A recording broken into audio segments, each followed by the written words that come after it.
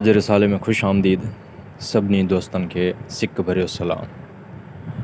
सभिनी ॿुधंदड़नि खे अर्ज़ु आहे त असांजे चैनल खे सपोर्ट करियो, लाइक करियो, सब्सक्राइब करियो ऐं चैनल खे सपोर्ट करण लाइ तव्हां सभिनी जो शुक्रिया। साहड़ धारां सोहणी निसोरी नापाक, निजासत नाह करे ईअं जी ओताक।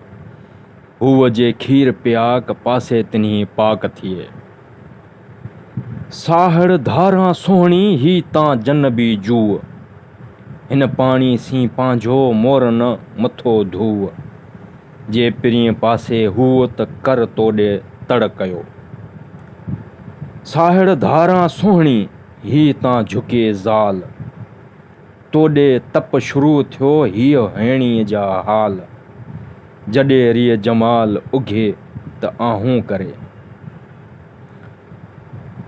साहड़ धारां सोहणी आहेम आज़ार, ॾम पासे में ॾुखंदो सिहत वट संघार। तोॾे संदे तन जी दवाम दीदार, जे पसी मुंहं में हार त सघियाई सघी थिए। ॾिहाणी ॾमर करे मथे मोहबत मूं, तंहिंखे अचे तूं प्रीम कोह न पलीं। जान जान हुई जेरी वरची न वेठी, वञी भूअं पेठी सिकंदे खे सॼणी। जान जान हुई जेरी वेठी न वेसांद, लुढ़ी लहरन पांद मिहाई मेहार ॾे। वर ऊंदाही रातड़ी खूह चांडोणी चंडां, ओरे मेहारां मुंहं में पसां को ॿियो। सायर ॿोड़े सोहणी न ढोरी न ढंढ, अखियुनि मंझि उखंद मेहाई मेहार ॾे। सावण लहरियूं थर वारे तर वार, उन्हां ई अपार मूंसीं भले भाल कया।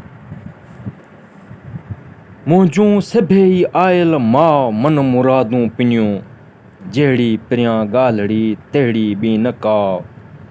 कजे तां कोॾ थिए सॼी तान सिबाओ, वेह दाता जे दर ते शुकर जंहिं जॻाओ। कान्हे हद हमद जी त करियां लानन लाओ, ॻणियां केतिरियूं वॾियूं वाधाओ।